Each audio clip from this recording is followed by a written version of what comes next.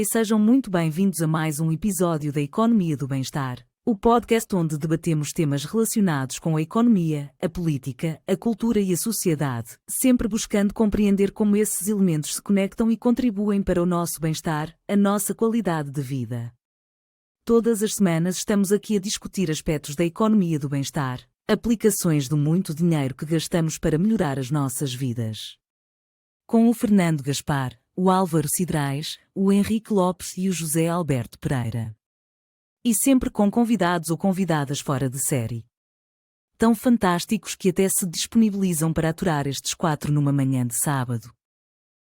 Antes de passar a palavra ao Fernando, queria só recordar que o podcast pode ser visto em direto na nossa página do Facebook, Economia do Bem-Estar. Pode até colocar as suas perguntas se estiver a assistir em direto. Ligue as legendas, se não for conveniente usar o som. Mas também pode assistir em diferido no YouTube, no Instagram ou no Facebook. Pode até ouvir apenas o áudio no Spotify ou ler a transcrição no nosso site. Ajude-nos a fazer chegar este podcast a mais pessoas, clicando no botão que diz seguir ou subscrever ou partilhar. Para receber e-mails semanais com o link para o podcast, envie-nos uma mensagem em qualquer destas plataformas. Então, pegue na sua caneca de chá e vamos embarcar nesta viagem. Começa lá a trabalhar, Fernando. Obrigado, Catarina. Vamos lá então trabalhar, como ela diz. Bem-vindos a todos, mais um episódio do podcast Economia do Bem-Estar. Obrigado por estarem connosco. Quero desde já cumprimentar o Álvaro Cidrais, o Henrique Lopes, o José Pereira e o nosso convidado especial, Francisco Capelo. Obrigado por estarem disponíveis num sábado de manhã, neste concretamente. E passava mais rapidamente, com menos conversa, digamos assim, ao tema de hoje. Nós temos, nestas semanas, temos abordado diversos temas que se enquadram na economia do bem-estar e que contribuem, condicionam a qualidade de vida e o bem-estar das pessoas. Desde vários ramos da ciência, a arte, a aromaterapia, a medicina tradicional chinesa. Temos gasto, enfim, o nosso tempo de sábado de manhã a analisar o que é que cada uma destas áreas pode contribuir para melhorar o nosso bem-estar. Hoje queríamos olhar para isto de uma forma diferente e mais do ponto de vista do que é que eu posso fazer. Portanto, assumindo, este dou já a minha opinião, assumindo que o principal responsável pelo meu bem-estar, pela minha qualidade de vida, não é nada daquilo que temos analisado até aqui, o principal responsável sou eu. E temos connosco o Francisco Capelo, que nos vai ajudar a discutir isto, mas antes de mais nada, queria perguntar ao Francisco, apresentando-o muito rapidamente.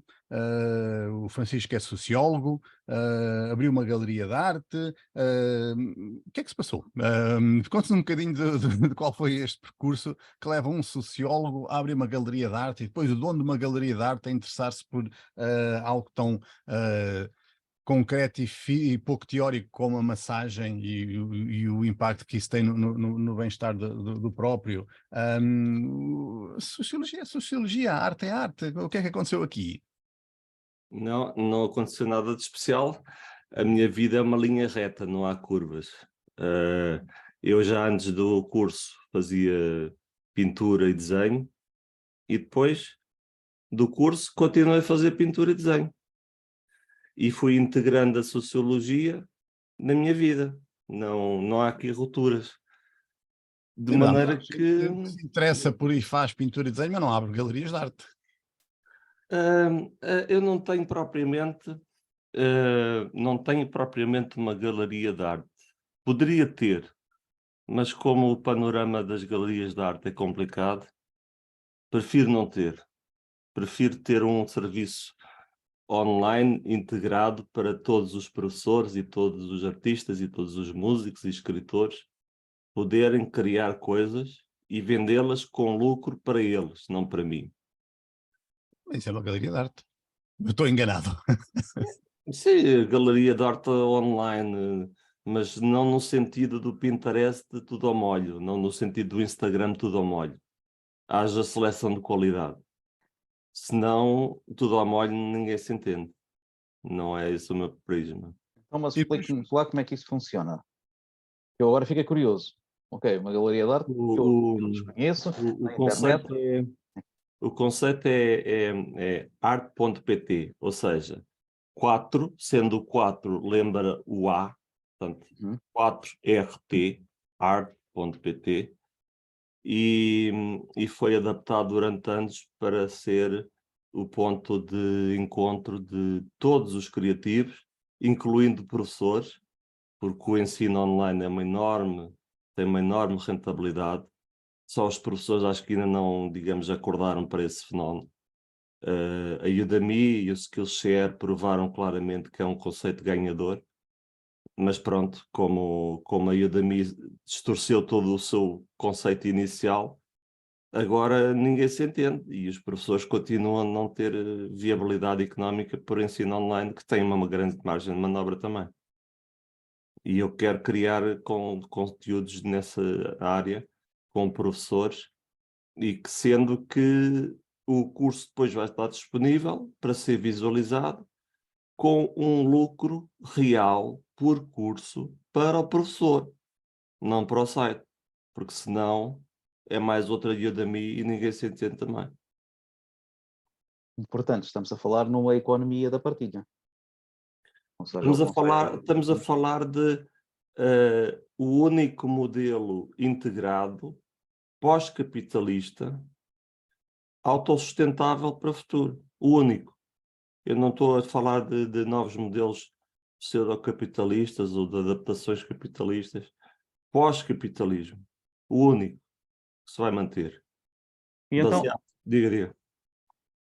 então, em que medida é que esse modelo que defende, eu por acaso tenho uma visão diferente, acho que vai haver uma conjugação de 4 modelos pelo menos, o modelo capitalista que nós já conhecemos, o financeiro, isso é tudo relativo, aliás estamos aqui no meio de uma conversa com vários economistas, com perspectivas muito diferentes sobre a realidade, economistas, pessoas da gestão e por aí fora, com perspectivas muito diferentes.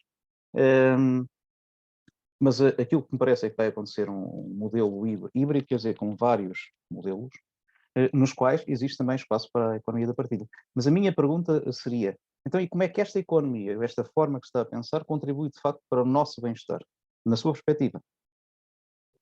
Contribui para o bem-estar eu diria, milhares de enormes de criativos, que alguns já passaram a barreira da genialidade.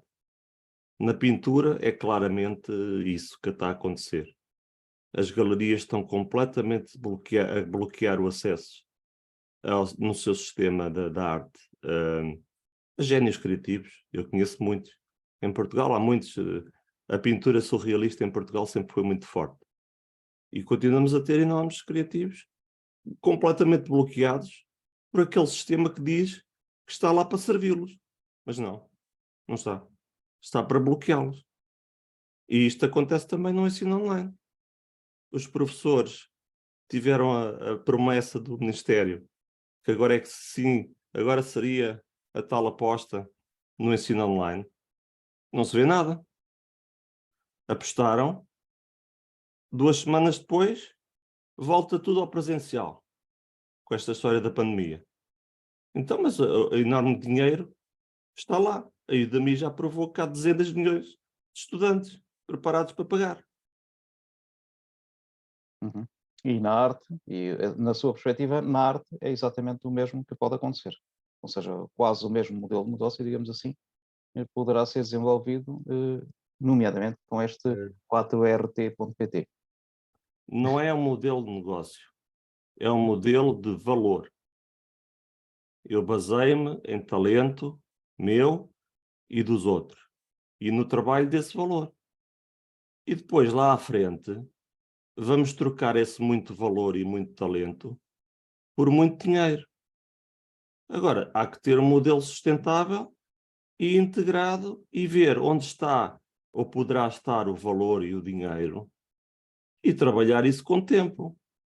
Porque senão é os professores de um lado a protestar contra o Ministério, depois a tentarem ir pelo ensino online, mas a Udemy a bloquear totalmente o acesso ao lucro por parte dos professores. Nenhum só professor das centenas de milhares de professores que estão na Udemy conseguem viver do ensino online. Então, mas não há dezenas de milhões de alunos? Há aqui qualquer coisa que foi uma mentira dita aos professores.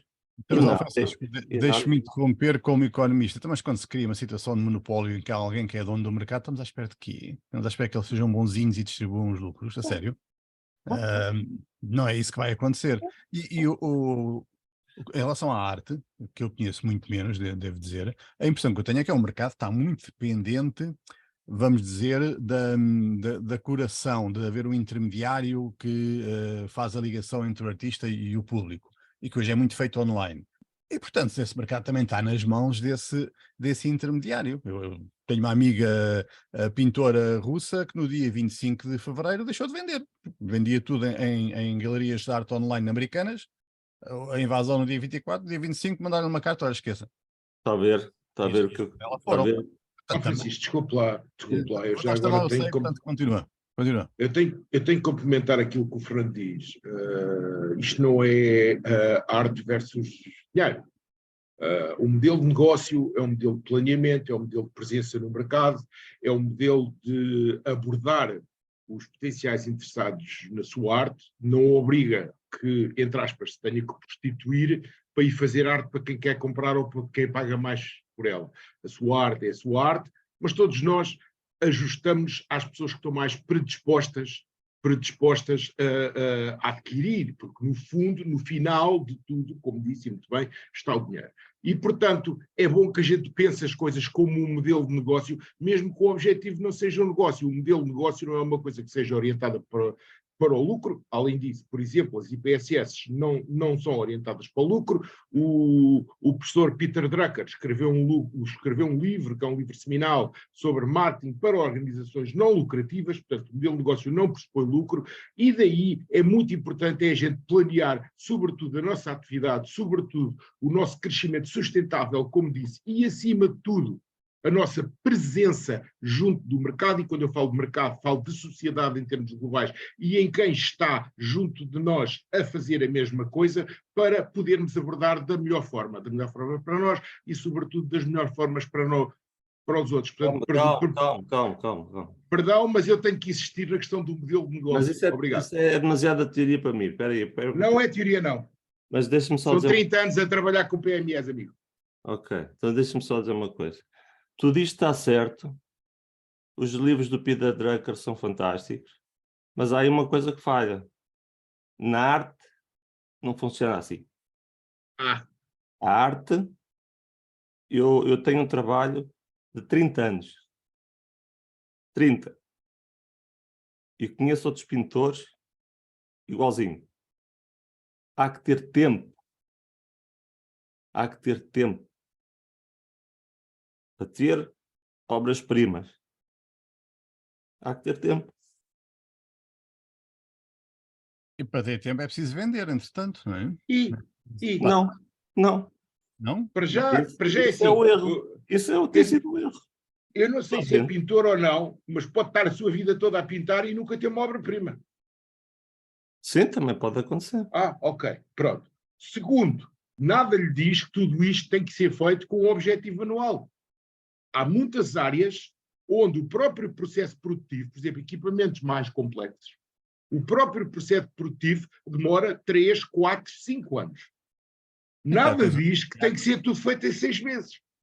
Deixe-me só dizer o que é que está a acontecer, por exemplo, na indústria da música. A indústria da música é só sonhos. Estão a ser vendidos sonhos e quem está a pagar os sonhos é aquele que é o músico. É o criativo que está a pagar os sonhos que lhe estão a vender a si próprio o músico. Sabe qual é o lucro? Diga-me, qual é o lucro por álbum? A partir do momento que o músico se sujeita a ter um CD à venda por 15 euros na FNAC e o músico, o produtor, quem faz os CDs, etc. e tal, recebe 5 euros e a FNAC recebe 10. Não. Portanto... Pera. 1 euro lucro por disco vendido. Quando havia discos, agora já nem há discos. Qual é o lucro do escritor? 1 euro livre vendido. Mas os livros não são 10%, vendidos a 20 10% Os livros não são do vendidos valor a da 22 obra, euros. que é o que eu recebo Há pelo aqui meu qualquer livro. mentira que está a ser dito aos criativos. Mas qual mentira? A mentira é uma indústria que se baseia no trabalho do criativo e que não dá o lucro ao criativo. É essa a Não tem mentira. mentira nenhuma. Ou não é Mas isso mentira? acontece em muitas indústrias. Desculpa lá Isto não é mentira interrompê-los. nenhuma. Isto não é mentira nenhuma. Ah, não é? Ah, ok. Não, Desculpa lá isto é a interromper a realidade e vossa... toda a gente sabe dela. Sabe o que é que eu faço? Eu, desculpa, só acabar com isto. Eu só compro CDs em concertos. Porque nos concertos, ainda no outro dia, fui a um concerto de um amigo meu, do Aníbal Raposo, açoriano, comprei 4 CDs que era o que ele tinha à venda. Porquê? Eu os vou ouvir? Provavelmente não. Mas quando eu compro um CD no concerto, estou a comprar 100% do valor do CD ao músico. Acabou. É a melhor opção. Mas é exatamente isso meus que eu amigos, quero deixem-me interrompê-los pelo seguinte. não, A arte não é diferente de muitos outros setores onde a maior Claro que parte não. do valor fica retido na distribuição, não é o criador, nem o produtor. Pensem no peixe que vocês vão comer logo à noite ou agora ao almoço no restaurante. Quanto é que dali, dos 10 euros que vocês vão pagar pelo prato de peixe, quanto é que ficou para o pescador? Aquele que foi para o mar e que podia ter lá ficado e passou a noite no mar e tal, talvez tenha ficado com 1 euro, se correu bem, se a lota foi boa. 1 euro. Opa. Provavelmente menos. Portanto, isso não é... Mas o que eu queria, se não se importam, era perceber como é que o Francisco, como é que a 4RT pretende alterar este estado de coisas. Qual é não chamemos modelo de negócio, já percebi que o Francisco não gosta dessa expressão, embora, como disse bem o Zé Pereira, isso não tenha que se aplicar forçosamente a um negócio lucrativo, com fins lucrativos, mas não chamemos modelo de negócio. Como é que a RT pretende funcionar para a 4RT, desculpe, a 4RT pretende funcionar para mudar este estado de coisas? É simples, é destruir todos os modelos de negócio abusivos à volta da criatividade e dar poder ao criativo. É só isso. Mas como? Põe o criativo em contacto direto com o mercado? Isso custa dinheiro. Para já, músicos é criar CDs com real qualidade e criar conceitos visuais e criar videoclipes muito mais baratos. E depois colocá-los não perante sonhos, são vendidos a eles próprios e eles próprios é que estão a financiar o seu próprio sonho, é colocá-los perante a realidade e dizer assim, estas são as tuas opções. Há opções mais baratas que não são tão boas. E tu tens que colocar alguma coisa de ti na tua própria carreira. E tens que ver como o mercado está estruturado, estudar quem tens de realmente contactar, porque isto está tudo muito bloqueado. Olha, as músicas na rádio portuguesa, nem 1% se calhar de músicas de novos portugueses estão na rádio portuguesa. Porquê? É tudo música estrangeira, nem sequer... Não é verdade. Antes Mas havia... isso lembra-me Não é episódios verdade, anteriores. não é Deixa-me dizer verdade. isto, Okay. Zé Pereira, Não. Bem. Tem os pimbalhões todos. Esses são música portuguesa. São música... A grande música portuguesa, não é? É música e é portuguesa. Os Sérgio Godinhos não chegam lá, mas os... Está bem, o Sérgio Godinho, depois. Mas a música é portuguesa. Essa discussão, deixem-me dizer que essa discussão vai-vos levar a algo que já vimos aqui em episódios anteriores, que é, no fundo, dizer que os jovens criativos querem trabalhar na indústria da música ou de outra qualquer, vão-se embora. Vão para um país... Isso não é verdade. Isso não é verdade. É a conclusão. A Surma, a Débora Umbolino, nome musical Surma, faz espetáculos por todo o mundo. A irmãzinha do Salvador Sobral, como é que ela se chama? Luísa Sobral, faz espetáculos por todo o mundo. A Jéssica Pina, que é uma trompetista que neste momento está na Lume do Marco, foi trompetista durante 2 turnês da Madonna. Então, mas Nós temos. Não é verdade o que eu disse? Estás a confirmar o que eu disse? Não. A Jéssica tem 3 discos editados em Portugal, a Surma tem 4 discos editados em Portugal e a Luísa tem para aí uns 10. O problema é que as pessoas não os querem. Então. Portanto, foram-se embora. Deixa-me pegar. O César Cardoso é o maestro da orquestra de jazz de Leiria, tem 3 discos cotados com notas elevadas na Downbeat é professor de improviso de jazz na Universidade de Évora, está a acabar o doutoramento, ou já acabou, que eu há um mês que não falo com o César. Em Portugal, ninguém quer saber dele. O César faz concertos, tem 8 discos gravados, essas coisas todas. É a macrocefalia da Lisboa, dos gajos, dos hipnóticos da cultura, que preferem o Toscano ao César, sendo que o Toscano apareceu porque foi preciso substituir o Jorge Reis e apareceu aquele puto, e o César, tecnicamente, é de longe melhor que ele. Tem livros à venda, tem livros escritos, essas coisas todas. Então, mas está-me a dar Obrigado razão. por confirmares o que eu estava a dizer. Não estou objetivamente a dar razão. Diga. Álvaro, Não estou objetivamente a dar razão. Eu ia aqui invocar duas conversas anteriores sobre música que para mim foram extremamente elucidativas desta do Manel questão. Tavares. É do Manuel Tavares e a do Pedro, a do maestro Pedro Amaral. Uhum. Que um e outro foram excepcionalmente interessantes, porque um dá-nos o Pedro Amaral, traz-nos, digamos assim, a percepção do que é isto da arte e da cultura, nomeadamente da música, porque ele é na prática especialista em música, e depois o Manuel Tavares vem trazer-nos de facto um conjunto de Eu vou questões. sair 2 minutos. Ok. Vem trazer-nos um conjunto de questões que têm que ver exatamente com esta capacidade de produzir com qualidade, de fazer coisas com qualidade, mas não ter mercado. E eu estava a pensar nisto e estava a tentar ligar as questões daquilo que eu chamaria hoje em dia os novos negócios sociais ou até os novos negócios culturais e artísticos, que acrescentam de facto imenso valor, mas que não têm solução de existência se não tiverem o conceito de negócio. Porquê? Porque estão as duas coisas inerentes. Ou seja, quando eu crio valor, eu entrego ou posso entregar a outro qualquer coisa que o outro quer. E, habitualmente, esta troca permite uma base para que nós possamos trocar qualquer coisa e o que facilita mais essa troca, claramente, a moeda. Portanto, é um negócio, e, infelizmente ou não, quer dizer, não é infelizmente, é a realidade, é um negócio. Agora, não é um negócio que se cinge a produzir dinheiro para o intermediário. É um negócio que está criado para produzir valor e riqueza. Riqueza não no sentido do dinheiro, mas riqueza no sentido da expansão do indivíduo, digamos assim, e dos nossos coletivos, para todos os outros. E sim, estamos numa nova fase de recriação desses modelos. E estamos também com novas tecnologias. E a verdade é que nós temos, como estava a dizer o José Pereira, com toda a razão, nós temos pessoas excepcionalmente boas em todos os setores em Portugal, nomeadamente na pintura, no desenho, em todas as artes. E até na arte da gestão, se quisermos, ou da liderança, como era, por exemplo, um Rui Nabeiro, que era um excelente artista de organizações.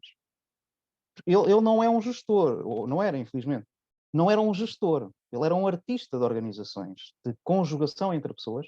Das relações humanas, das relações humanas. Exatamente. Que fazia uma coisa que estará na mesa nos próximos tempos, durante alguns anos, que é a construção de trabalho digno que produz riqueza. Mas riqueza não no sentido da riqueza dinheiro, mas na riqueza efetiva de todos os patrimónios de uma nação.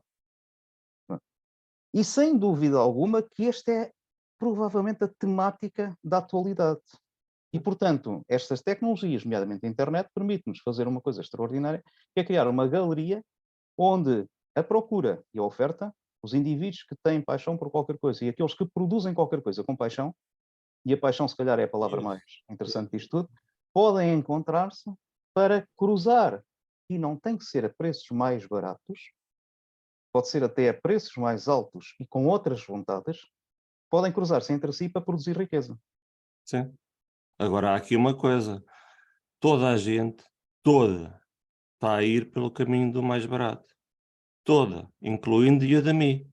E que foi isso que levou à implosão completa da base de apoio da Udemy, que são os professores. Porquê? Porque puseram tudo, o mercado resolve. O que é que o mercado quer? Pagar menos. Então vamos pôr os cursos todos a 10 euros. Se o Fernando Gaspar produzir um curso excepcional e estiver meio ano a produzi-lo, eu não posso colocá-lo ao mesmo preço de um curso de um influencer a falar sobre como se usa o Instagram. É uma coisa completamente diferente. E os professores têm que entender de uma vez por todas que têm que respeitar o seu próprio trabalho. Porque senão eu, como intermediário, eu não posso lidar com criativos que não compreendem onde está o valor do seu trabalho. A partir dali, vai-me impedir o meu negócio também. Eu não posso... Soletra-me aí, porque eu estou à procura no Google, disse que está a falar. O que é o Udemy? Diga? Mais alto. O que é o Udemy? Udemy. Udemy com Y. Udemy com Y. Udemy com Y. Como é que eu escrevo? Desculpa lá. Academy, como Academy, só que em vez do Acad é Udemy. udemy.com. Okay, eu vou procurar. Okay. Obrigado. É o maior site de ensino online do mundo. Tem mais de... Neste momento acho que estão uns 23 milhões de estudantes. Ora, diga-me uma coisa, como é que um modelo de negócio que tem 23 milhões de estudantes, ou seja, de clientes, não consegue produzir um único professor que viva do seu modelo de negócio? Estamos a falar de um novo YouTube ou de um novo Google, em que só eles é que vivem do seu negócio? Estamos a falar de uma Uber. E os professores vão atrás disso? Então, é o mesmo conceito da Uber. Exatamente. E paga mal como Uber. Nós, professores, vamos permitir que arrasem o nosso modelo de negócio como professor? Mas o que é isto? A empresa ganha e o professor não consegue ter um rendimento nem de 500 euros por mês. Nenhum deles, nenhum. Ou seja, aqui há 3 ou 4 dias estava a passar a ferro, e é uma coisa muito interessante, é uma das melhores artes que pode existir, por muitas razões. Estava a passar a ferro e de repente surge uma ideia... E assinada no YouTube. Sim, há curso no YouTube, sim. Exatamente. E de repente surge uma ideia muito interessante, que é a seguinte. Um indivíduo pode perfeitamente criar e, leia-se, explorar o trabalho dos outros, desde que com isso produza trabalho digno e felicidade para os outros. Ora bem. E lembrei-me logo do Rui Nabeiro. O que este homem queria, e ele dizia em vários momentos, e desculpem lá estar a puxar este homem várias vezes, mas é realmente interessante às vezes pensar com base em pessoas, não é preciso ir buscar o Peter Drucker, se calhar temos pessoas interessantíssimas em Portugal que nos podem às vezes ajudar a pensar e que estão, nem passaram pelas grandes academias, mas são extremamente importantes. E ele dizia uma coisa extremamente simples. Quando eu criei a Delta, eu não criei a Delta para... pronto, vendia café, mas o meu grande objetivo era dar casas às pessoas. Era fazer com que aquelas pessoas que viviam em casas miseráveis como eu vivi, pudessem ter dinheiro para, de facto, terem uma casa com qualidade. Isto era o propósito dele, e não era o único, porque ele depois tinha vários propósitos deste género, e era muito interessante pensar, espera aí, o propósito dele era criar trabalho digno. E aquilo que o Francisco nos está a trazer para cima, e porquê isto? Porque tem uma base crucial de felicidade e de bem-estar. A base da felicidade e do bem-estar é claramente a dignidade. Sim. E então, o que ele procurava fazer é isto. E aquilo que o Francisco está a procurar trazer também é um bocado essa abordagem. Agora, há aqui uma outra dimensão que é extremamente importante considerar, que é, e o Francisco deve conhecer bem isto da parte da sociologia, que é as grandes organizações de pessoas precisam de ter normas, precisam de ter processos, precisam de ter coisas que sejam também previsíveis. E precisam de ter espaços para que todos possam expressar de forma autónoma, mas não descontrolada, aquilo que é a sua melhor arte. Então isto exige um determinado tipo de organização. Sim. Não chega a ter uma tecnologia, é preciso ter todo um sistema organizado, pensado, que acolha todas estas possíveis relações para desenvolver qualquer coisa. Mas isso está estudado, eu estudei isso, desde os modelos de negócio até... Modelos de negócio desde a Google, YouTube, Lulu.com, modelos de negócio de editoras, modelos de negócio de grandes companhias online. Isso foi estudado, a história das artes visuais está estudada e aquilo que eu proponho são coisas bem concretas. Eu não proponho sonhos, são coisas concretas e este site vai ter uma estrutura minimalista, sem custos fixos quase nenhum, para ninguém. Ok. E é uma estrutura, francamente, que é a única que estudou todos os modelos de negócio de todas as indústrias da criatividade, estão basicamente a funcionar à base de modelos adaptados de capitalismo que não vão a lado nenhum, nas indústrias da criatividade não vão a lado nenhum, de certeza. E no ensino online também não. Os professores que não pensem que é o Udemy que vai salvar a vida. Já se provou que não é. Eles, neste momento, a Udemy é o Titanic na internet. Mas há outros Titanics. O YouTube é outro. O YouTube, eu aprendo imensa coisa no YouTube todos os dias. Agora, há aqui uma coisa que o professor deve perceber. O YouTube está a dinamitar a base de apoio do ensino online para todos. Não é só Udemy. O YouTube faz o resto do serviço. Eu digo-vos qual é o modelo de negócio do YouTube. O YouTube está a funcionar com conteúdos que não são seus. Eu não digo que são roubados. Digo que as pessoas colocam no YouTube coisas para terem visualizações, sendo que quem coloca no YouTube não ganha nada. O criativo que fez aquilo durante anos não ganha nada. O professor que criou aquilo durante 6 meses não ganha nada. Só para ter visualizações que não se traduzem em dinheiro. E depois o YouTube faz uma coisa muito especial. Em cima disso, tem o seu modelo de negócio duplo. Olha, anúncios para toda a gente. Ai, não queres anúncios? Nós ganhamos milhões com os anúncios. Ai, não queres anúncios? Então paga para não teres anúncios. Eles ganham de 2 maneiras, com conteúdos que nem sequer são deles. E eu pergunto-vos se, como professor online, se é isto que querem para o vosso futuro. Não é com certeza o que vai fazer o nosso futuro. O YouTube, eu aprendo imensa coisa no YouTube todos os dias. Agora, eu pago para não ter anúncios. Estou a financiar um sistema que está a dinamitar o meu trabalho como professor online, só para ter visualizações que não se traduzem em dinheiro. Bem, assim há uma coisa aqui. Quando eu falo de múltiplas mentiras, é isto que eu estou a falar. Estou a falar de modelos de negócio que não são sustentáveis para todos, só para alguns. E os outros todos ficam a pregar no deserto, incluindo nós, professores online. Francisco, é por isso que eu já defendo há algum tempo, publiquei um artigo aqui há 2 anos a dizer que isto dos professores é uma coisa do passado. A era dos professores já acabou e nós ainda não demos por isso, no fundo. E haverá... e cada vez mais estamos a ser substituídos por gestores de plataformas de aprendizagem. Isso é a teoria. Não, é o que está a acontecer na prática. E está a citar exemplos desses. O Udemy funciona assim. Não são, quem ganha dinheiro não são os professores, não são os criadores de conteúdos, quem ganha dinheiro são os gestores da plataforma. Exatamente. E isso podemos gostar ou não gostar, podemos querer ou não querer, mas não me parece que consigamos mudar, a não ser que realmente haja a possibilidade de pôr em prática outros modelos. E nesse aspecto, louvo muito a iniciativa do Francisco. Mas não se importam, eu gostava de voltar ao objetivo inicial, a não ser que o Henrique queira acrescentar alguma coisa nesta área, que tem estado muito calado. Eu gostava de voltar a seguir. Henrique, Epá, podes baixar a câmera. Ok. Já te eu, não, vemos. eu não quero ser o troublemaker, mas eu não concordo com nada do que vocês disseram. Ora bem, então vale a pena discutir. Se de acordo, Olha, não adiantavas nada. há dois aspectos que me parecem importantes separar. Os processos de produção criativos, artísticos e os não artísticos. Os processos de criação artísticos, nunca, em qualquer momento da história, houve um trending de que os melhores tinham grandes rentabilidades. Basta-me lembrar, por exemplo, o Giacometti que praticamente morreu de fome. O Schumann que tinha que dançar para se poder aquecer, porque senão morria de frio. E concorda com isso? Concorda com isso? É isso que defende?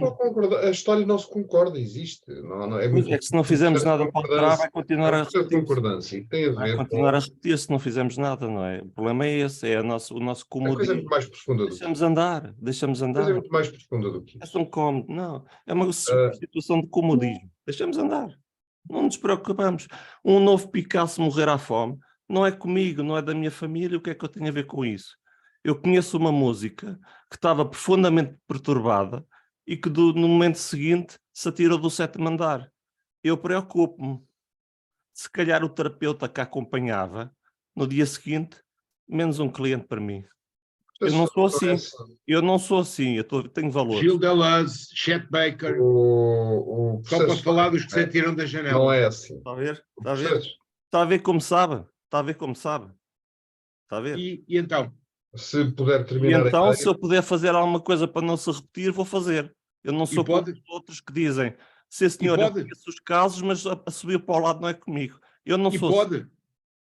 Eu posso? Eu tenho um site online que vou centralizar todo o processo, porque é que não posso? Posso tanto como o senhor, ou não? Ó, senhor.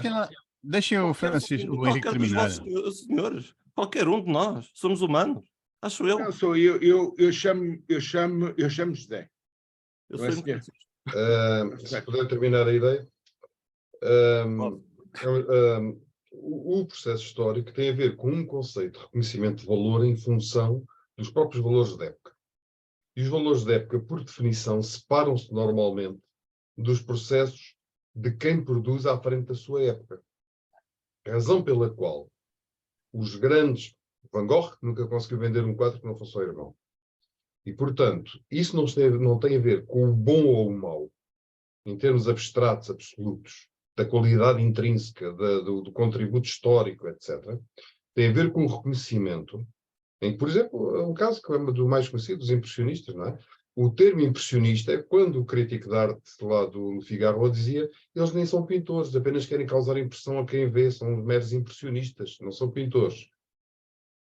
Porque havia ali uma postura política diferente, um ativismo político à época, que se distinguia de uma outra arte. Portanto, o impressionismo vai entrar na intimidade através do traço grosso e se separa daquilo que era a arte até ao momento, que era uma arte, sou muito importante, tenho aqui dinheiro para mandar encomendar um retrato, e portanto tinham aquelas poses estilísticas para a posteridade. E de repente chega, por exemplo, o Degas, no famoso quadro que ele desenha rapidamente, em poucos minutos, a mulher do Renoir estira-se em cima de um sofá no Figaro, o que era uma própria crítica ao jornal que tinha designado por impressionistas, e ela olha com um ar desdenhoso, para lá de pintar e não me estejas aqui a chatear, e toda a arte desaba, todo o conceito de arte, e portanto a importância histórica que o impressionismo e todas as outras correntes artísticas de algum modo tiveram, foram sempre um antagonismo ao poder político estético de cada momento. E isso faz com que essa contradição entre o poder estético, o avanço do contributo e o valor patrimonial reconhecido, andaram sempre numa tensão muito grande. Claro que houve elementos, mas, por exemplo, só elementos de personalidade fazem com que, por exemplo, o Bernini, no seu tempo, na Roma de 700, fosse milionário, e o Canova, que tinha pelo menos tão boa qualidade que o Bernini, acabasse a ter o seu próprio museu lá na terra dele, porque por personalidade um era extrovertido e o outro era introvertido. E, portanto, Exatamente. o conceito de visão de valor na arte é um conceito histórico posterior, em que nós olhamos para trás e dizemos assim, olha pá, o gajo como o Schumann, que compôs... Mas porquê? Porquê é que isso está a acontecer o assim? Schumann, das 14 Eu sei. Schumann, 7 sinfonias foram compostas entre os 12 e os 14 anos, em que ninguém reconhecia a um miúdo, não é? A capacidade genial de compor. Um miúdo de 12 anos faz uma sinfonia e ninguém leva muito bem a sério, não é? Hoje, 200 anos depois, nós olhamos e, pá, o gajo era fenomenal, conseguia compor sinfonias que hoje fazem parte dos repertórios de qualquer orquestra digna desse nome. Conseguiu compor, tal como o Van Gogh conseguiu pintar coisas que são hoje históricas, não é? Deixa-me só, Henrique, deixa-me só. Etc. Portanto, é preciso ter muito cuidado aqui com a separação entre o valor da obra e o momento da obra. O que nos leva a um outro patamar, na minha leitura, enfim, ao que vale é a minha leitura, a um outro patamar que é o envolvimento político na leitura da obra de arte. É outra coisa. E o envolvimento político passa por haver uma cultura de valorização da estética, uma cultura de valorização chamemos-lhe de um valor intrínseco da criatividade. E é preciso que as pessoas tenham, para, por exemplo, como dizia o José, o que vende muito em Portugal é o Pimba. Todos nós concordamos que os grandes vendedores é o Pimba. E isso é bom para o país? Não, seguramente não é. Mas o que é um facto é Mas que... foi o Pimba que ganhou a Eurovisão? Foi o Pimba que ganhou a Eurovisão? Ou foi a canção lindíssima da Luísa Sobral? Quem é que ganhou a Eurovisão, afinal? E a Eurovisão contra a Eurovisão, estou a falar de movimentos sociológicos. Não, desculpe, aquela canção é lindíssima. Aquela canção é lindíssima. Foi feita por Luísa Sobral. O irmão quase conseguiu estar em causa. Quando a Câmara Municipal de Lisboa convida um artista agora para animar as festas populares, que não tem que ser pimba, foi buscar a Rosinha e encheu toda a Praça do Campo Pequeno com as ordinarices e os trocadilhos rasteiros da Rosinha, quando nós temos dezenas, para não se calhar centenas, de pessoas de elevadíssima qualidade, porque o conceito popular pode ter um elevadíssimo valor, e basta ver, por exemplo, o trabalho de recolha que o Giacometti fez nas músicas populares portuguesas, aonde aparecem coisas do mais elevado qualidade artística, compositiva, e que não só o Giacometti. Estou-me a lembrar, por exemplo, o Ravel, quando visita o País Basco, descobre nas músicas dos pastores aquela que talvez seja, a seguir ao bolero, que nem sequer é música, segundo ele dizia que era uma aula. Em termos da sua música, o Adagio Assai do Ravel é uma leitura erudita de uma música de pastores. E, portanto, nas músicas populares nós podemos encontrar coisas lindíssimas, e, portanto, o conceito popular pimba, que é o que funciona neste país, e noutros, porque também nós chegamos à Inglaterra, não é só o Correio da Manhã que temos, tem lá o Sun, o The Mirror, e essas coisas todas. Nós chegamos à França e temos coisas terríveis. Nós chegamos à Bélgica, temos um bom compositor moderno para os padrões de hoje, que é o Stromae, mas temos, que é um indivíduo muito complexo do ponto de vista das letras, da música, da orquestração, etc. Apesar de ser imigrante, isso estraga muito da sua capacidade interna. Ao mesmo tempo que os indivíduos associados aos movimentos extremistas de direita têm uma projeção mediática brutal no mais pimba do pimba. Até um dos anos 70, que fez sucesso aqui em Portugal. É isso que nós temos que deixar andar, não é? Portanto, o que nós a política a proteger o artista a deixar-se andar à boleia da política, e é isso que temos que deixar andar. Na minha leitura, é normal, não é? É normal. Só o meu contributo que posso dar aqui, o que nós precisamos é ter uma formação cultural de base. Sim. Que levem que 1000 alunos que vão tocar mal, há de haver um que há de tocar bem. 1000 alunos que não perceberão nada e não se interessarão de literatura, há de haver algum que sabe escrever bem, etc. E, portanto, o que nós precisamos é de fazer aquilo que os outros fizeram no século XVIII e XIX, na Europa toda, com o Iluminismo, e nós, aqui na Península Ibérica, com exceção da Catalunha, que se separou e se juntou ao movimento francês, educacional francês. No resto, eu devo recordar, quando o Jean-Jacques Rousseau estava a fazer Le Petit Sauvage, nós estávamos a publicar o Tratado de Marialvismo. E o culto. Eu tenho que recordar que aqui em Portugal, quando o Marquês de Pombal cria o Real Colégio dos Nobres e cria a escola de sargentos de artilharia, onde é a atual escola politécnica, no ato de lavração da escola, escreve uma coisa linda, que é: faça-se nesta cidade de Lisboa uma escola de artilharia para sargentos, porque os nobres, por o serem, não sabem ler nem escrever. E, portanto, o culto da ignorância vem, pelo menos até 1926, em Portugal, em que uma senhora, mulher, defensora do que mais tarde vem a ser o movimento dos golpes dos generais que vão depor a Primeira República, faz um famoso texto de glorificação da beleza do analfabetismo. Não é? E, portanto, nós, para mim, temos que fazer aqui uma questão que é: que base cultural precisamos ter para que depois as coisas possam brotar e ser reconhecidas? Temos um segundo elemento da UDEMI, eu tenho aqui que tenho péssima opinião, e que tenho só aqui que contribuir com o aspecto. Não são 23 milhões de alunos, são 62 milhões de alunos. Pois, no meu tempo ainda eram 12. 62 milhões, atualmente 62 milhões de alunos. Portanto, diga-me como é que o modelo de 220 negócio daqueles não tem pão para dar a um só professor mil ao mês. Então, aquilo nunca foi, como qualquer plataforma, aquilo nunca foi para Capitalismo selvagem social.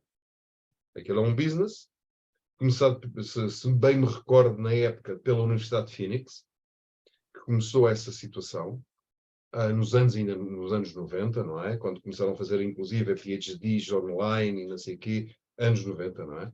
Eles lançaram esse negócio e ganharam muito dinheiro. Aparecem várias plataformas, essa será a maior. Agora a questão é, tal como nos elementos culturais, a cultura escolar pretendemos nós para os nossos cidadãos. Já não é a cultura industrial do século XIX da reprodução. E eu tenho que recordar que está estatuído desde o Grau, em 2004, no Acordo de Porto Alegre, que a educação, de 2004 em diante, e Portugal é um dos subscritores disso. Primeiro, desculpa, em 2004 é o RAL, e depois em 2007 é que é o Grau, que fazem a subscrição dos acordos que diz que o país subscritor se compromete a terminar com o conceito de educação industrializada século XIX para passar a ter uma tripla abordagem, que é essa, que continuará sempre a existir, a educação não formal através de cursos de formação profissional contínua e outros que as pessoas querem escrever, e a educação informal que passa a ser mais estruturada, designadamente a aprendizagem de pares, conforme acontece, por exemplo, nas especialidades médicas e tantos outros, e tantas outras, nas profissões, manuais, etc. E agora, isso é um conceito de modelo de aprendizagem. Outra coisa é qual é o rendimento das pessoas que proporcionam isso. E essa é uma questão salarial, de relações de trabalho. Posso falar agora um bocadinho? Peço desculpa, mas com certeza. Ok. Mas é isso mesmo que diz que eu quero mudar. Mas eu Tudo. não estou a julgar ninguém, estou só a Não estou a dizer transmitir que estás a julgar, estou a tentar falar. a minha leitura da situação. Ok. Francisco, eu quero dizer que concordo inteiramente que os artistas muitas vezes não são remunerados porque estão à frente do tempo, concordo inteiramente que os artistas e os professores muitas vezes não são remunerados porque estão nas mãos de intermediários que são donos da indústria, mas há aqui um fator que o Álvaro levantou há bocadinho, ou tentou trazer para a conversa, e que eu acho que está pouco explorado, que é a capacidade das novas tecnologias ao nosso dispor a criarem fontes de rendimentos que não estão a aparecer nestas áreas. Eu gostava só de recordar que uma coisa como o movimento terraplanista levanta milhões de euros de receitas por ano, organiza congressos mundiais com milhares de membros. Porquê é que a pintura, a música não consegue fazer algo semelhante? Tem os mesmos meios à disposição. Está tudo desorganizado. Está tudo desorganizado em relação a modelos de negócio que não estão a favorecer minimamente os criativos. E depois, quando um Kind of Blue vende milhões, ninguém sabe porquê. Eu sei porquê. Porque o Miles Davis diz assim: faço farto deste deixa andar e vou eu próprio produzir o álbum com os meus amigos músicos. Deu-lhes uma estrutura fonética completamente simples e disse-lhes: agora, cada um de vocês tem 1 minuto para improvisar dentro desta canção. Produziu uma obra-prima do jazz, intemporal, um dos álbuns fundamentais de toda a música popular. E depois, quando vende milhares e milhares todos os anos, as pessoas não sabem porquê. Porquê? Porque deixaram os criativos ser criativos e deixaram os burocratas de lado e passaram os criativos a mandar em si próprios. E isso funciona também para os professores. Ou pensou que não? Isso funciona também para os professores. Fernando e Francisco, deixem-me colocar 3 questões para tentar responder à tua. Porque eu acho que há coisas que às vezes não têm respostas ou não têm respostas imediatas. É mais importante fazer a pergunta do que a resposta. E a primeira coisa que eu colocaria é qual é a dimensão individual desta coisa? Ou seja, professores e artistas, em que medida é que são pessoas, de modo geral, isto falar professores e artistas, há professores muito diferentes, artistas muito diferentes, claro. Mas em que medida é que o seu individualismo e egocentrismo individual pela arte que praticam, efetivamente é responsável por não se conseguirem organizar de uma determinada forma? É um problema. Esta é uma primeira questão e que é crucial. Segunda questão crucial, aquilo que o Henrique referiu e que o José também referiu, que é como é que nós vendemos algo a pessoas que têm uma cultura de um nível básico ou não têm cultura? Ou seja, estão focadas em 400 ideias e ponto final. E não têm capacidade crítica. Qualquer pessoa que consegue reconhecer um Van Gogh, qualquer pessoa que consegue reconhecer aquilo que tem muito... Não é verdade. Não é verdade. Não é verdade. E eu também tenho alguma noção de arte, não muita, confesso, mas tenho alguma e tenho muito gosto. E como diz a minha filha, às vezes sou capaz de estar quase 1 hora em frente a um quadro, porque realmente tenho esse defeito. Não, pronto, é uma maneira de estar. E digo sinceramente que há muita coisa que não me interessa nem um bocadinho, não mexe emocionalmente comigo, de elevados quadros, a não ser no contexto de um certo enquadramento cultural, histórico, em que eu entendo aquilo, embora não goste. Deixa-me dar dois exemplos. Deixa-me dar dois exemplos e depois já continuo a falar, desculpa.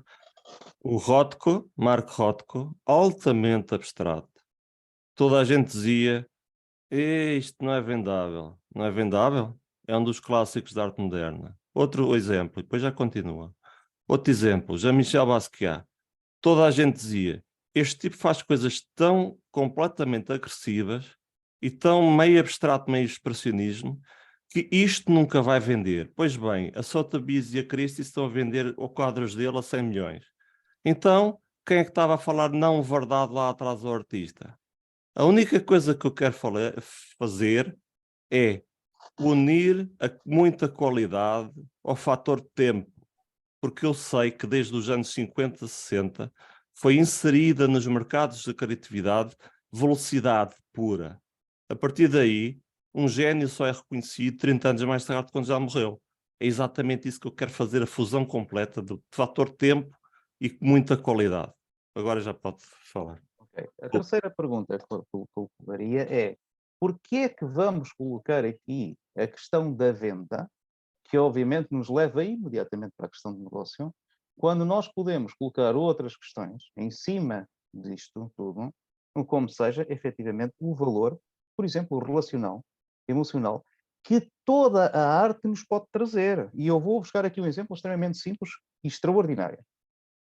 Ontem assisti a um programa, um projetozinho, uma treta, um contrato local de desenvolvimento social, uma treta, intervenção comunitária, em que um puto, 30 e poucos anos, brasileiro, esteve a trabalhar com aqueles miúdos durante cerca de 5, 6 meses, miúdos que nunca pegaram no instrumento, e conseguiu pô-los ao fim de 4 meses a atuarem num palco, estamos a falar de 20 e poucos miúdos, a tocarem 3 músicas extremamente simples, nada de extraordinário, o Will Will Rock You do, como é que se chama, dos Queen, uma do Rui Veloso e outra, e o Dunas. Sim. 4 meses de trabalho de miúdos, a maior parte deles incompetentes naquela matéria, apenas talvez uns 5 ou 6 já trabalhavam aqueles instrumentos. E ouve-se aquilo e pensa-se assim, e estes miúdos têm aqui uma ligação emocional extraordinária, que produz um momento extraordinário para eles e para todos os outros, e isto não tem possibilidade de venda, isto tem um valor extraordinário. É isso que eu quero mudar. É isso exatamente. Que eu quero mudar. E, portanto, estas são questões que eu gostaria de pensá-las. É individualismo, que foi a primeira que eu levantei. A segunda tem que ver com a questão... José Pereira já pôs a mão no ar. Lá em individualismo, ele aparece logo. A segunda, a questão, a importância cultural, da nossa matriz cultural. E a terceira, a dominância efetiva da venda em vez do valor. Sim. Qual é a importância destes 3 elementos na construção desta nossa realidade, que depois nos coloca facilmente nas mãos de qualquer um que queira controlar um sistema? Posso responder um bocadinho agora? Força. Posso. Eu penso que há aqui vários fatores. Na indústria musical é claramente um sistema diferente, ok? Estamos a falar de uma coisa que é produzida durante 3, 4 meses e que vai gerar um lucro de milhões.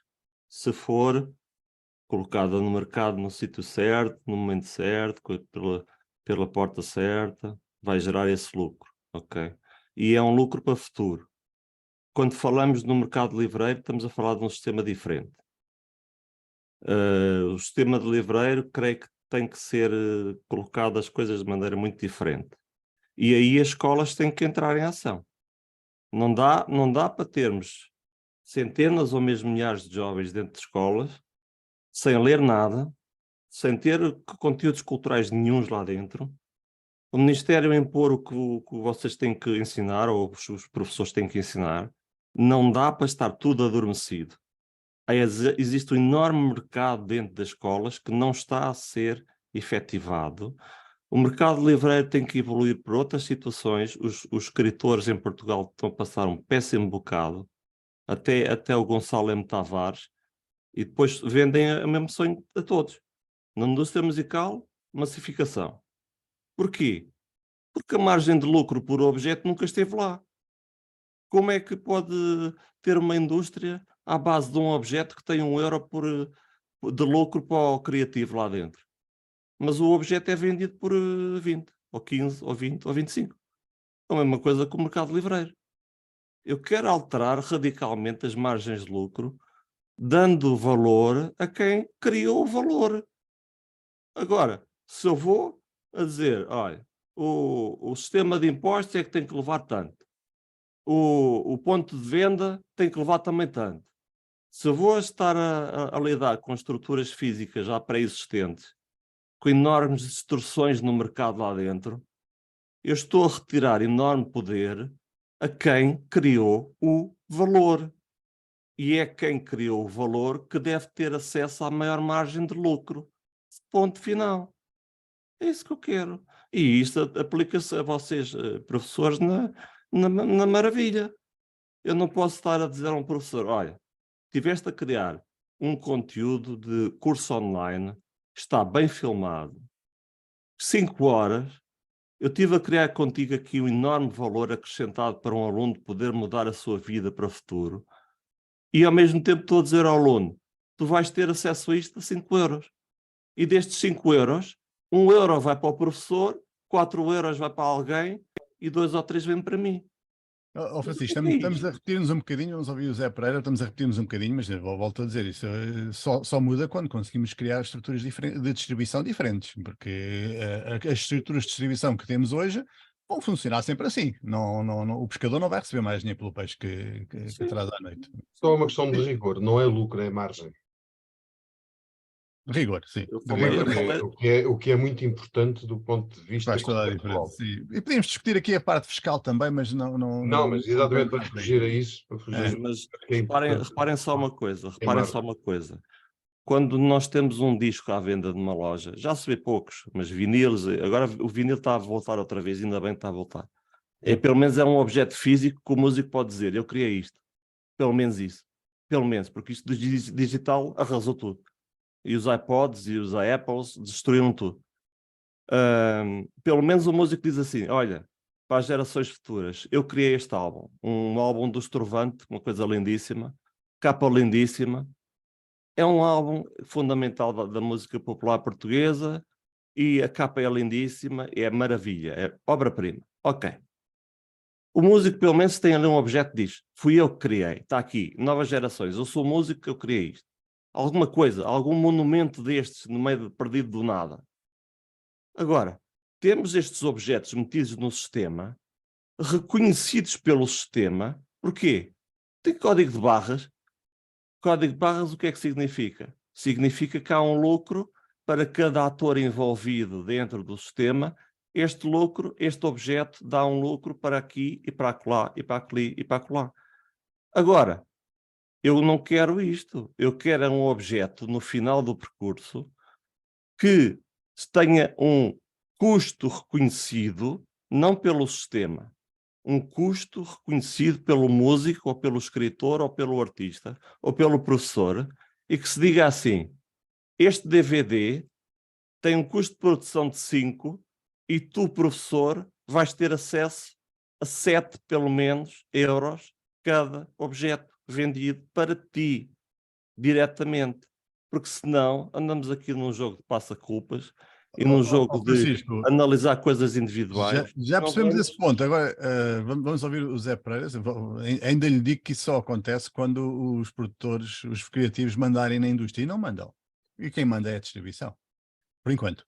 Há de mudar. Zé Pereira. Ok. Obrigado. É assim, eu concordo objetivamente com o Fernando. Quem manda é a distribuição e enquanto houver esta distribuição não há hipótese. Há um senhor que, volta na volta, sai do túmulo, que aqui há uns anos tropeçou em Presidente da República e dizia uma frase emblemática que eu acho que cai bem a muita gente, que é, eu nunca me engano e raramente tenho dúvidas. E isso é uma questão muito complicada no nosso mindset. Eu trabalhei num grande banco, a certa altura tive que fazer muitos pareceres, E noutra altura tive que, depois mais à frente, tive que decidir sobre esses pacientes. E é assim, e eu sempre vi, Francisco, desculpa lá, isto não é pessoal, isto é tipificar uma determinada.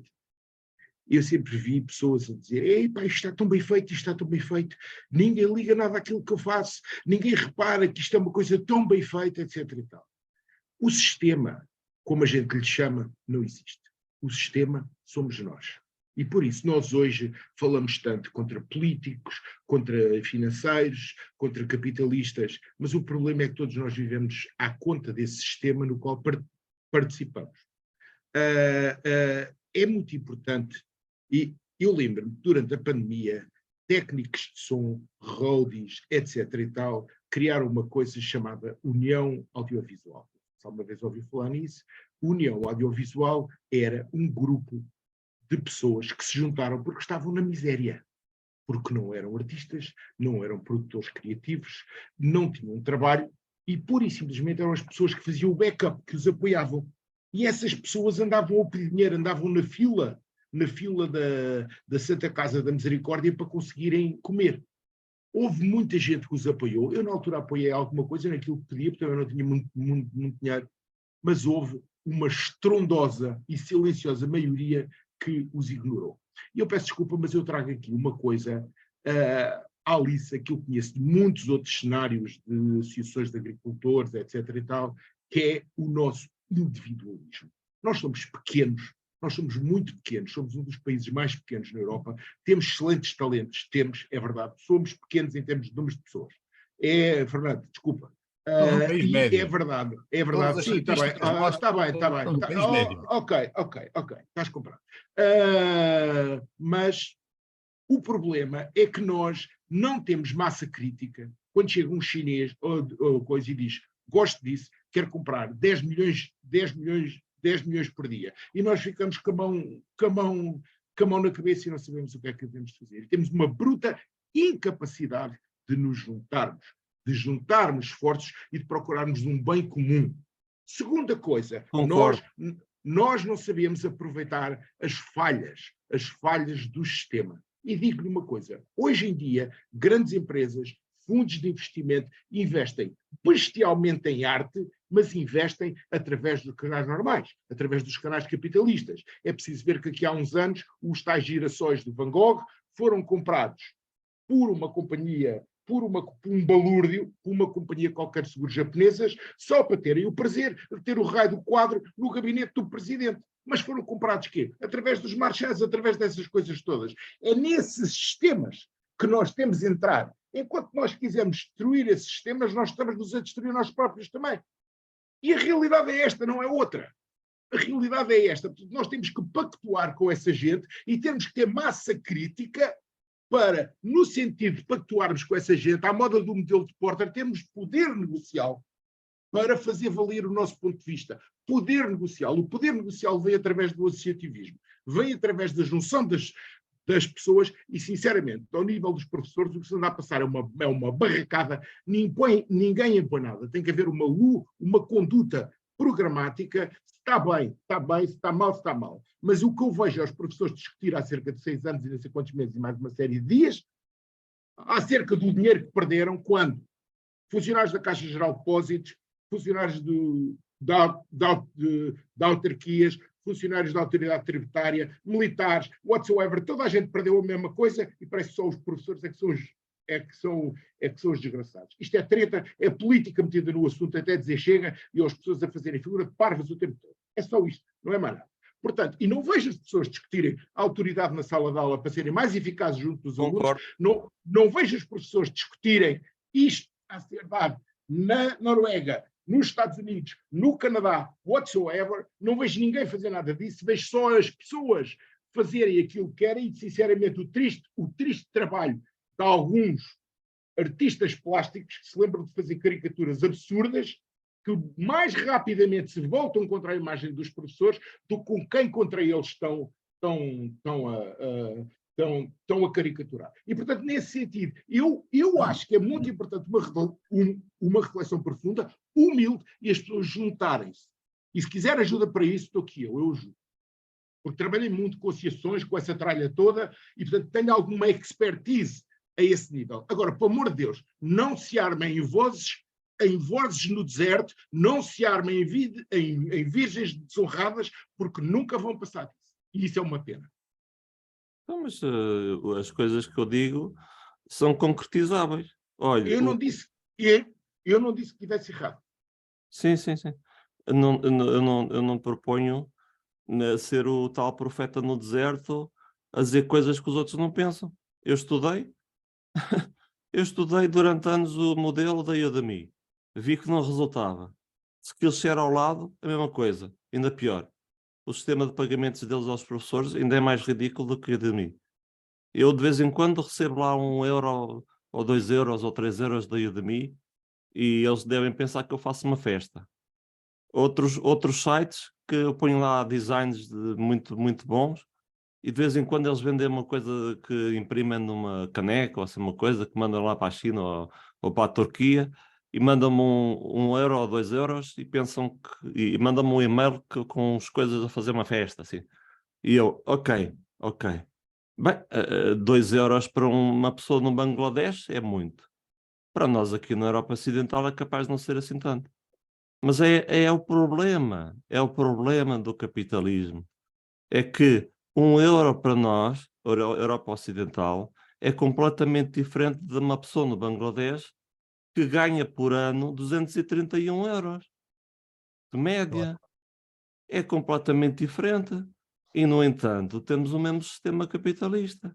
Eu estudei História da Arte, estudei o mercado livreiro, estudei o que é que acontece no mercado da música. E, a partir dali, através de modelos de negócios todos estudados, percebi que há ali um padrão de tentar encontrar muito dinheiro em pouco tempo, sendo que o meu modelo, o que é que eu digo que é o pós-capitalismo? Porque é aquele modelo que dá dinheiro a todos e não apenas a mim. Eu digo-lhe, se eu puder financiar isto eu próprio, eu financio.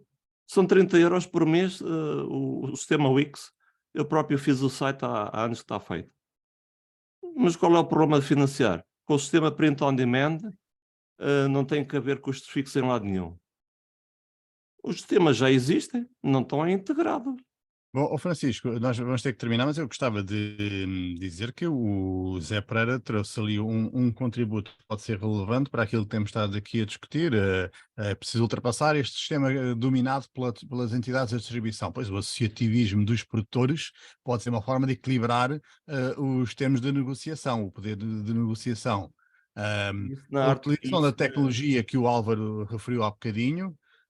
Eu dei um exemplo um bocado estúpido, eu sei, mas que representa muito dinheiro, de facto. Como é que uma coisa um movimento que diz que a Terra é plana consegue movimentar tanto dinheiro e juntar tanta gente, consegue usando as ferramentas que tem agora à sua disposição, ferramentas tecnológicas que tem agora à sua disposição. Então, tudo isto são pistas que podem reequilibrar um bocadinho esses termos de negociação. Mas devo dizer que não saio daqui convencido que as coisas vão mudar tão depressa. Mas se vão mudar é com alguém que reme contra este estado de coisas e por isso felicito o Francisco por esta iniciativa da 4RT.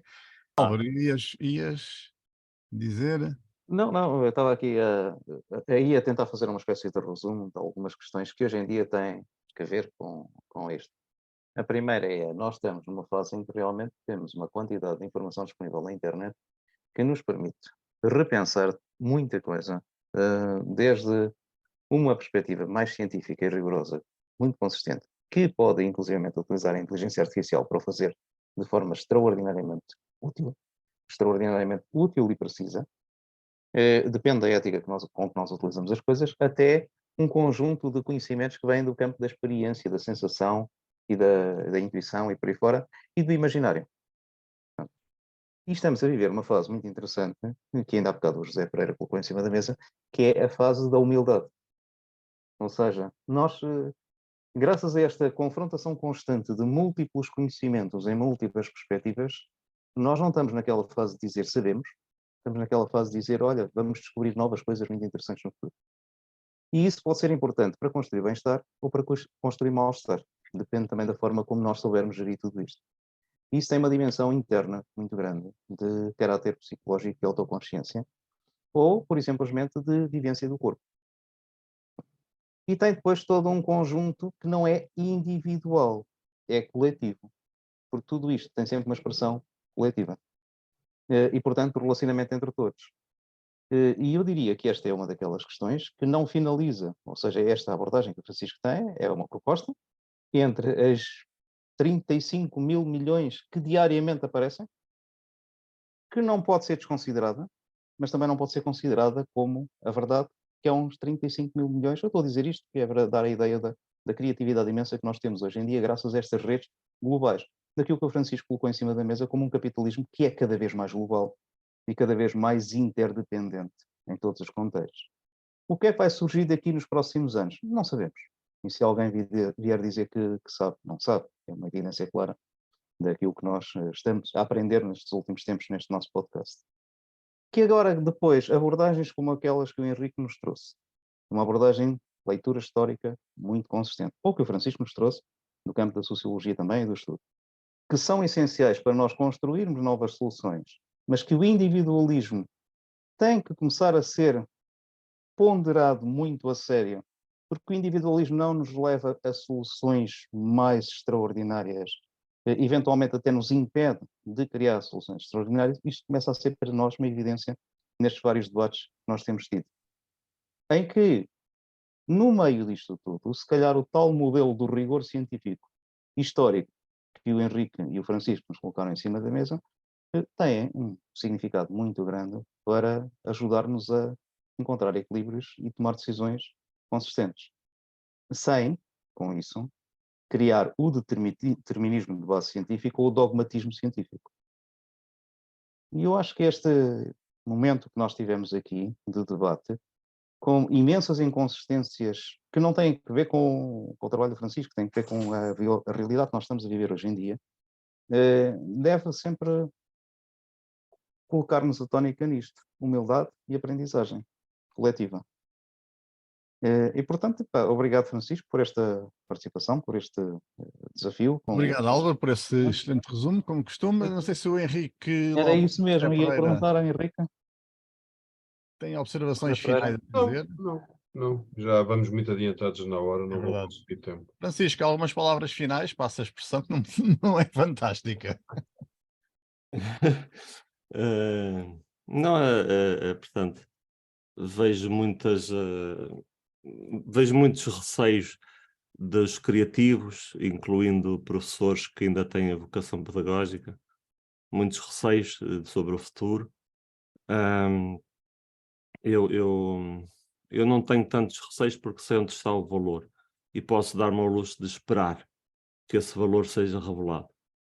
No fundo é o que aconteceu com o trabalho de Van Gogh. Ele apenas morreu e esperou que o valor fosse revelado. E isso pode acontecer também para o vosso trabalho. Eu gostava imenso de criar individualmente convosco. Estes webinars podem ser facilmente transportados para cursos online, que é uma coisa que a Udemy nunca foi por aí, porque eles nunca valorizaram a parte pedagógica. E eu posso criar facilmente 2, 3 cursos convosco a criar o curso e o lucro será para vós, não para mim. E em 1h30 está colocado o curso online para ser vendido. E eu gostava de fazer isso com toda a gente que tenha valor e tenha talento e tenha qualquer coisa para dizer. Então está a terminar com uma nota de esperança para o futuro, mas Muita, não é preciso esperar tanto como... Muito. Ok, então olhem, muito obrigado a todos. Vamos ficar por aqui que a hora vai adiantada. E ia dizer que para a semana estamos de volta com algo completamente diferente, como é costume, mas que vai ser